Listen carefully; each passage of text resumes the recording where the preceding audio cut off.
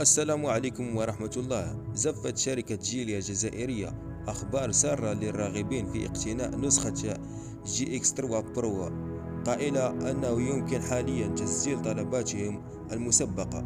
وكشفت الشركة في منشور لها أن سعر نسخة جي اكس 3 برو سيكون ابتداء من 229 مليون سنتيم. وكانت شركة جيلي للسيارات قد أعلنت سابقا بأن جميع نسخ السيارة جي اكس 3 برو تحتوي على خاصية اليو اس بي، وذلك تطبيقا لما ينص عليه دفتر الشروط الرقم 22.383 الصادرة في 2022 17 نوفمبر، والذي يحدد كيفية ممارسة نشاط وكلاء المركبات الجديدة.